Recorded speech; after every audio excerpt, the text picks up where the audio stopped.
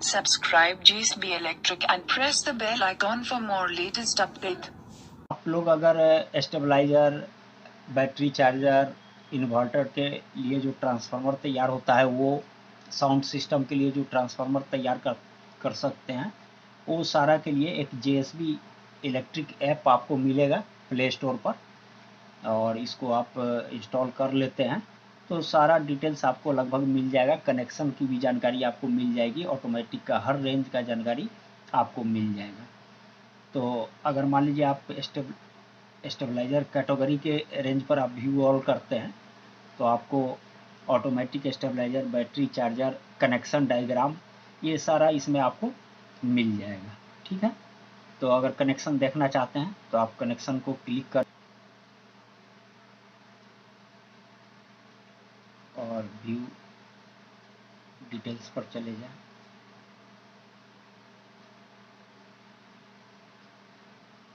और इसके बाद रीड आएगा, आप रीड को क्लिक करें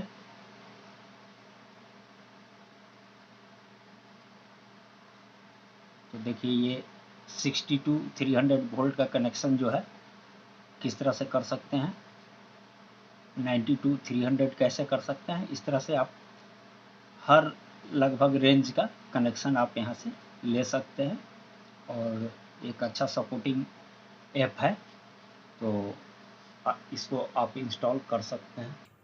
हेलो दोस्तों, ये स्टेबलाइज़र रिपेयरिंग में आया है मेरे पास। चूँकि अभी तक हमने रिपेयरिंग पर कोई वीडियो नहीं डाला था, तो आज मैं इसे खोल रहा हूँ। ये सिर्फ हाई वोल्टेज दे रहा है, यानी वोल्टेज कंट्रोल नहीं कर रहा है। तो आखिर इसके अंदर क्या है, तो अभी हम सामने में ही खोल रहे हैं। अभी तक हमने खोला भी नहीं था। देखते हैं कि आखिर में इसमें फॉल्ट क्या आया है।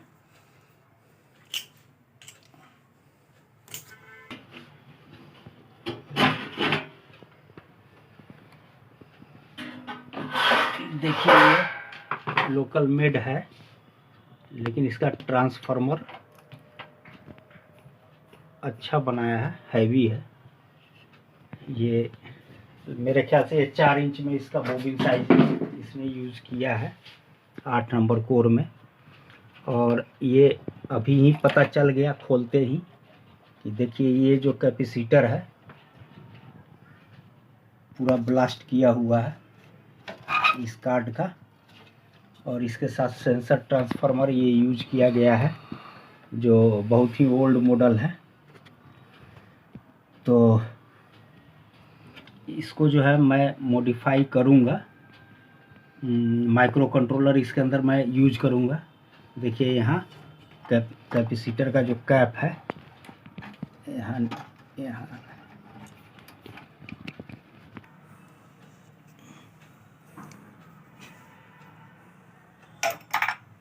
तो बस ये कार्ड जो है ये डैमेज हो चुका है। अब आगे इसका हम वर्क करेंगे पूरा फाइनल फ्रेश से।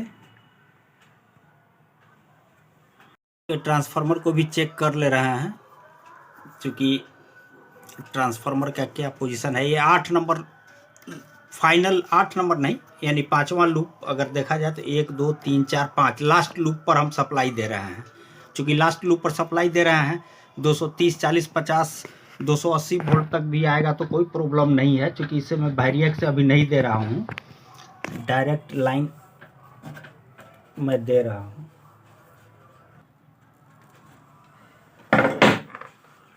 लेकिन एक फ्यूज वाले बोर्ड के थ्रू ही लाइन दूंगा कि अगर कोई इसके अंदर शॉर्ट हो। चुकी मुझे इसके वोल्टेज को भी चेक करना है कि यहाँ कितना वोल्टेज आ रहा है रिले कंट्रोल के लिए।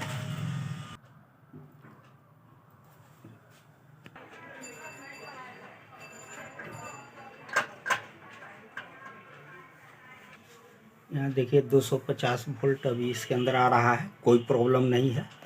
मुझे इसके वोल्टेज को चेक करना है।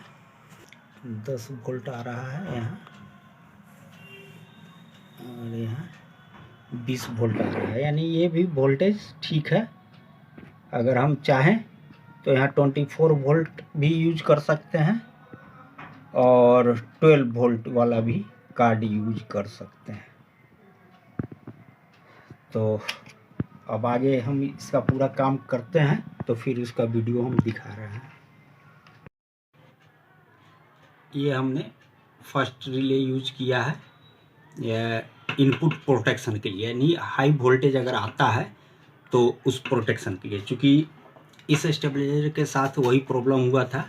ये देखिए कैपेसिटर पूरा ब्लास्ट किया हुआ है और बहुत सारा सामान भी डैमेज हुआ था।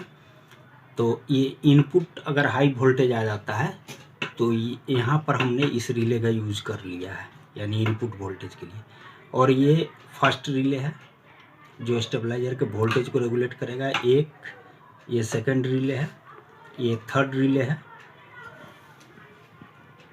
और ये फोर्थ रिले है।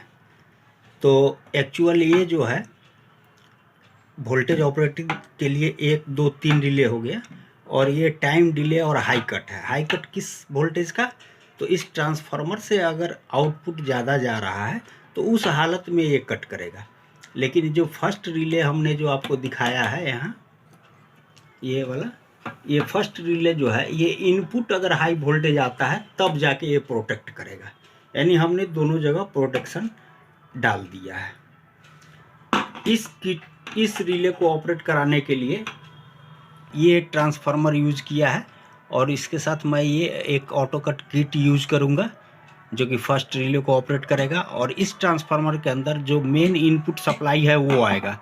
चूँकि ये ट्रांसफार्मर हमने जो वाइंडिंग किया है ये 500 वोल्ट के रेंज के लिए किया है कि अगर 450 वोल्ट 500 वोल्ट भी आ जाए तो ये ट्रांसफार्मर प्रोटेक्ट रहे।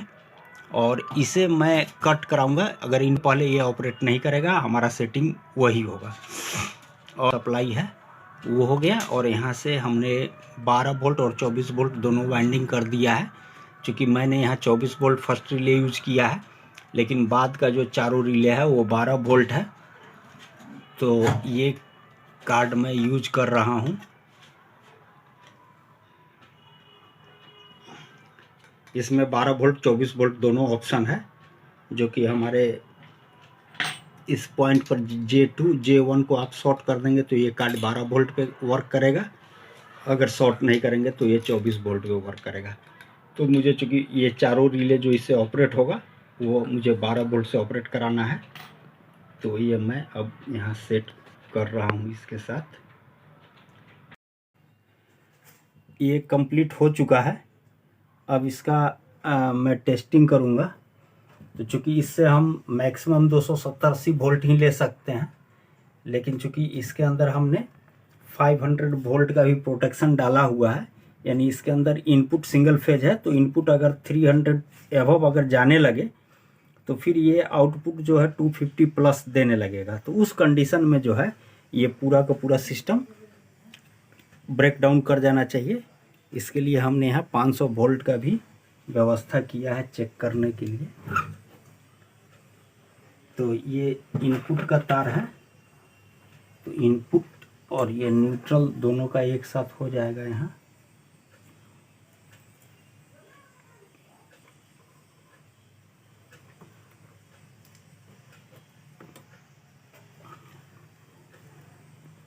और ये जो है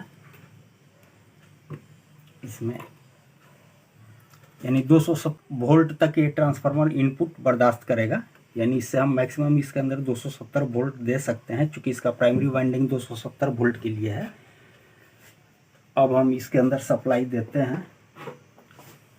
सबसे पहले इसको जो है आपको घटा लेना होगा, इसको 40-50 के ऊपर कर लीजिए। चूँकि इस कंडीशन में ये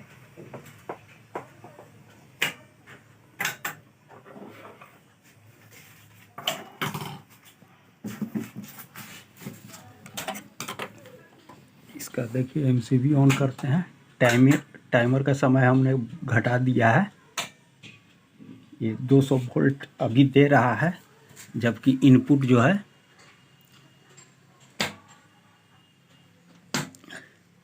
100 वोल्ट है और 205 वोल्ट दे रहा है। अब हम इसके वोल्टेज को